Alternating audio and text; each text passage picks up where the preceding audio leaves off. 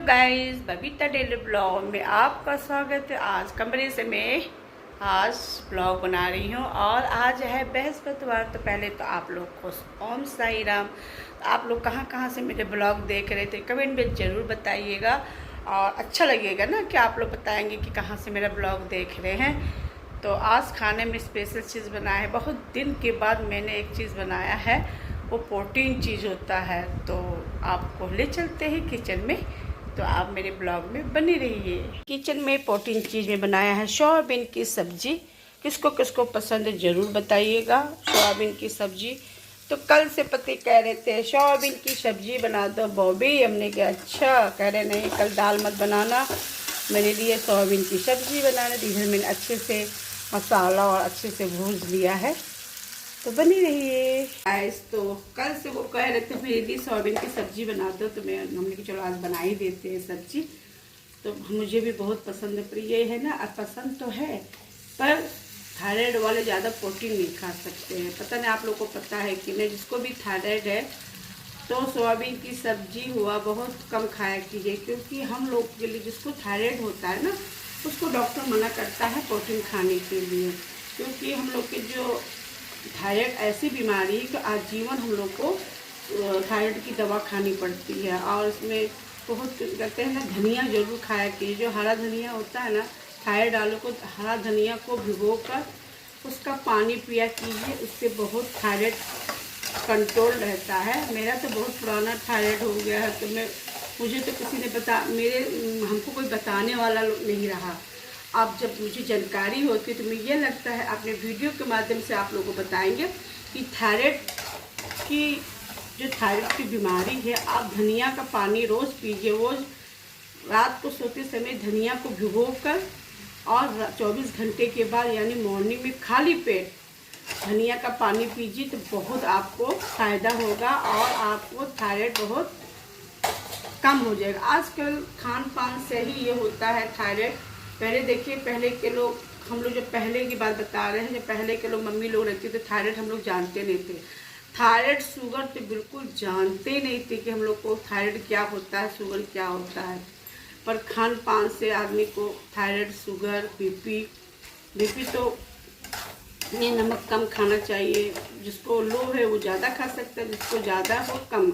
आप कोशिश क्या कीजिए, आप लोग बीपी वाले लोग हो गए या थायराइड वाले लोग, सेंधा नमक खाया कीजिए। टाटा नमक बहुत वो रहता है, तेज रहता है। तो कोशिश किया कीजिए आप लोग क्या करते हैं, सेंधा नमक खाया कीजिए। मैं सेंधा नमक ही खाती हूँ, क्योंकि मैं शुरू से, जब से मुझे थायराइड हुआ है तब से मैंने सेंधा नमक को यूज़ करती हूँ। मेरा थायराइड हमेशा अच्छा रहता है। मैं दवा खाती हूँ, तब भी मैं डॉक्टर कहते हैं मरते तक आप दवा खाते रहेंगे, इसीलिए मैं खाती रहती है दवा। तो मैं आप लोग को बताना ज़रूरी था। हमने के बता दें, अपने वीडियो के माध्यम से आप लोगों को बताएंगे कि आप लोग धनिया, जो सूखा धनिया होता है, देसी धनिया जरूर लीजिएगा, उससे आपको बहुत फ़ायदा मिलेगा। मॉर्निंग में रात को सोते समय थोड़ा सा कटोरी में धनिया भिगो दीजिएगा। अच्छे से डूबा रहना चाहिए पानी। इसके अगले दिन छलनी से छान कर उसको 1 गिलास पीजिए, खाली पेट पीजिए। तो थायराइड वाले के लिए बहुत बढ़िया रामबाण है। अब कंट्रोल होगा, नहीं होगा तो मेरा नाम बदल दीजिए, क्योंकि मैंने बहुत लोग को बताया है कि थायराइड धनिया के पानी पीने से बहुत आराम आता है। तो मेरा काम था आप लोग को बताना। आप लोग से बातें करते करते मेरी सब्जी अच्छे से भून गई, तो मैंने सोयाबीन भी डाल दिया। तो मुझे बहुत पसंद है पहले मैं बहुत खाती थी सोयाबीन की सब्जी। जब से मुझे थायराइड हो गया तो मेरा सोयाबीन की सब्जी कम हो गया। हाँ, कभी कभी जैसे नमकीन चावल बनाते हैं तो सोयाबीन की बड़ी डाल देती हूँ और पति जी को दे देती हूँ। और पति जी का बहुत वो था कि आज तुम बनाओगी, क्योंकि मेरे हाथ की सोयाबीन की सब्ज़ी मेरे पति जी को, मेरे पापा को बहुत पसंद थी। कहते थे, जब भी मेरे पापा कहते थे बबीता बनाएगी सब्जी, पता नहीं क्यों कहते तुम्हारी सब्जी में बहुत स्वाद रहता है।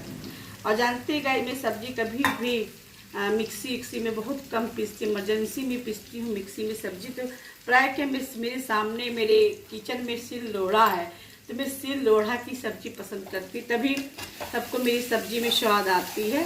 तो मैं आपको दिखाती हूँ अपना सिल लोढ़ा। देखिए मेरा सिल इसी में पीसते, इधर मेरी सब्जी अच्छी से भून दिए हैं मैंने, और इसको अच्छे से और भून, जब तक तेल नहीं छोड़ेगा तब तो उसको मैं भूनती रहूँगी। इसके बाद में थोड़ा सा लटपटा बनाएंगे, क्योंकि रोटी के साथ वो खाएंगे तो बहुत अच्छा लगेगा। मुझे भी बहुत पसंद है। आज मैंने अपने पहली बार नई किचन से मैंने सोयाबीन की सब्ज़ी बनाई हुई। पति जी बहुत बोल रहे थे बनाओ बनाओ बनाओ, तो मैंने कहा चलो आज बना ही देते हैं सब्ज़ी। पति जी के भी कभी कभी बात मानना पड़ता है ना, इसको अच्छे से ढक देते हैं। तो आप थोड़ी देर मेरे ब्लॉग में बनी रहिएगा। मैं आ गई कमरे में। एक आपसे बात बताती हूँ। किसी यूट्यूबर है, उनका नाम है निकिन सुमित ऑफिशियल। उसकी वाइफ की इतनी तबीयत ख़राब है, उसका एक बच्चा गिर गया, पर इतने सब्सक्राइबर लोग ऐसे उसको इतना टोल किए। वो लेडी बेचारी जो निक्की है वो डिप्रेशन में आ गई। तो किसी के लिए ऐसे गंद मत बोलिए आप लोग। वो बेचारी कितनी पीड़ित है, वो 5 दिन से अस्पताल में भर्ती है। उसके कल मैंने ब्लॉग देखा, मैं देखती हूँ उसका ब्लॉग, बहुत अच्छा लगता है निक्की का ब्लॉग, निक्की सुमित के ब्लॉग। उसकी ब्लॉग में हर चीज़ बहुत अच्छा लगता है मुझे। फैमिली ब्लॉग उसका है।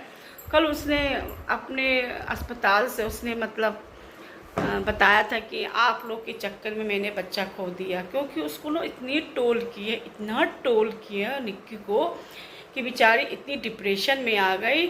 और 5 महीने के कि 4 महीने का उसने बच्चा उसका चला गया। तो इसीलिए कहते हैं किसी को टोल मत कीजिए, किसी के बारे में गंद मत। जब तक आप किसी के बारे में नहीं जानती हैं तो किसी को टोल मत किया कीजिएगा। गलत बात है। आप लोग इतने अच्छे सब्सक्राइबर होने के बाद किसी की बात सुनकर, किसी की बात कमेंट पे जाकर अनसन बोल देते हैं, तो गलत बात है। कल उसने ब्लॉग डाली, मेरी आंखें बिल्कुल आंसू, इतना रो रही थी वो। मुझे बहुत कष्ट हुआ, उसका दुख मुझे देखा नहीं गया। तो उसके पति भी एक दिन पहले, 2 दिन 3 दिन पहले उसके पति ने भी ब्लॉग में बोला था कि निक्की बहुत परेशान है। हम लोग को वो बताया नहीं था, बाद में निक्की ने खुद अपने आप बताया। और कितने यूट्यूबर लोग गए मिलने के लिए, वहाँ जाकर निक्की जिस हालत में थी, जहाँ जाकर सब लोगों ने ब्लॉग बनाया। ऐसा अपना व्यूज़ कमाने के चक्कर में किसी को वहाँ अस्पताल में जाकर निक्की लेटी हुई थी, उसका ब्लॉग बनाया, गलत बात है। व्यूज़ के लिए आप लोग इस तरह करते हैं, गलत बात है। किसी के दुख में सुख में, किसी की इतनी बड़ी दुख पड़ी है तो आप लोग वहाँ जाकर व्यूज़ के लिए ब्लॉग बना रहे। देखिए निक्की जी बीमार पड़ी है, निक्की जी ऐसी लेटी। कैसे यूट्यूबर लोग हैं भाई, ये कैसे क्रिएटर आप लोग हैं, इतने बड़े यूट्यूबर होकर इस तरह के काम करते हैं, ये गलत बात है। किसी के लिए इस तरह नहीं कहना चाहिए। आप लोग से रिक्वेस्ट करते हैं, आप लोग निक्की को कुछ मत, उनके कमेंट में जाकर इस तरह की बातें बिल्कुल मत लिखिएगा। और सही बात उसने सही बोला कि आप लोग के चक्कर में उसका बच्चा चला गया। वो बता भी रही थी कि आप लोग ने 4 महीने से 4-5 महीने से इतना टोल किया गया कि वो इतनी डिप्रेशन में आ गया। उसको पता भी नहीं था कि मेरे घर में बच्चा भी आ गया। उसकी जब तबीयत खराब हुई, फिर वो जाकर डॉक्टर को दिखाई, जो डॉक्टर ने बोला कि ऐसी पतली दुबली है, इतनी कमज़ोर है। हाँ, और लोग जाकर उसके बारे में इतना गंद फैलाए, इतना टोल किए। तो आप लोग से हाथ जोड़ से कहते, किसी को आप लोग टोल मत कीजिए, किसी यूट्यूबर को आप लोग टोल मत कीजिए कि आप लोग की बातों से किसी को हर्ट लगे, किसी के बारे में ऐसा नहीं बोल सकते, गलत बात है। क्यों बोलते इस तरह की बातें भाई? आप लोग को क्या मिलता है? हाँ, आप लोग को फैमिली ब्लॉग इतने अच्छे से वो दिखाती है, अपने बारे में सब बताती है। वो अपने मैके चली गई कुछ दिन के लिए रेस्ट करने के लिए, फिर आप लोगों ने क्या बोले कि काम छोड़ के वो ससुराल में काम चोरी करने के चक्कर में वो अपने घर चली गई, मैके चली गई। आपको क्या पता उस क्यों चली गई मैके? हर चीज़ आप लोग को बताएगी वो कि मतलब कि मेरे साथ क्या प्रॉब्लम, वो बता भी रही थी। समझने वाले समझ गए थे, हम तो बिल्कुल समझ गए थे कि क्यों ऐसे कह रही है, क्योंकि मैं शुरू से उसकी ब्लॉग देखते आ रही थी, मुझे अच्छी लगती थी।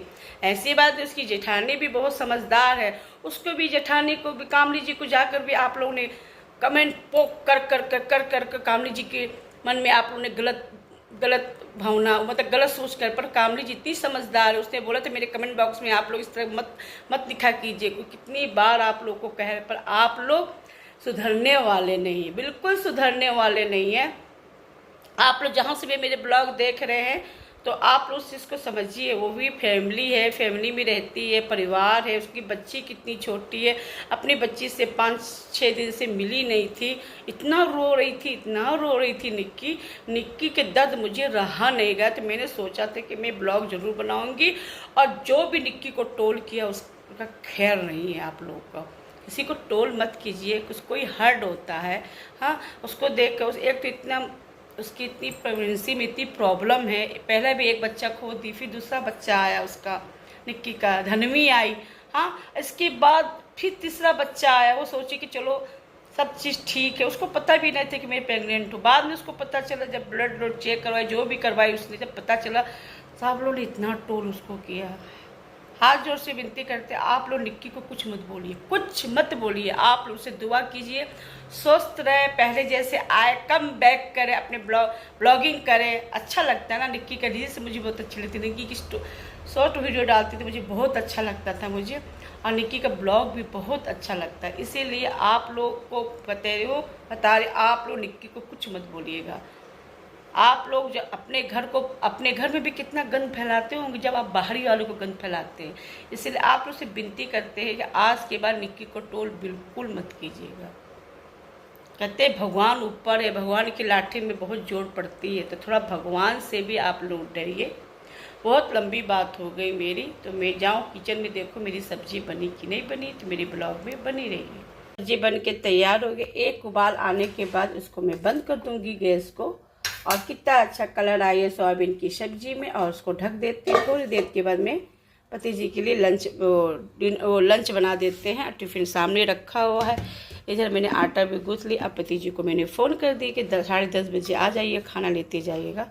वो बोले ठीक है, तो बनी रहिए। के साथ अपने चैनल को एंड करते हैं। तो मैंने आप लोग को जो बताया कि निक्की को बिल्कुल टोल मत कीजिए आप लोग, क्योंकि मुझे उसका कष्ट देखा नहीं गया, तभी मैंने ब्लॉग बनाया। ऐसे में किसी के बारे में ब्लॉग नहीं बनाती, ना किसी का मैं थंबनेल डालती, पर मैं आज ज़रूर डालूँगी थंबनेल, क्योंकि कल उसने जिस तरह से उसने बोला ना, मुझे मेरा आँख भर आए। कहते नहीं, बच्चा किसी का खो जाना बहुत बड़ी बात होती है कि नहीं। तो मेरे चैनल को लाइक कीजिएगा, और सब्सक्राइब कीजिएगा, शेयर कीजिएगा, और इंस्टाग्राम में भी फॉलो कीजिएगा बबीता सिराना के नाम से।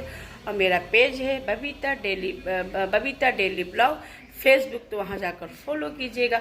ओम साई राम, बाय बाय।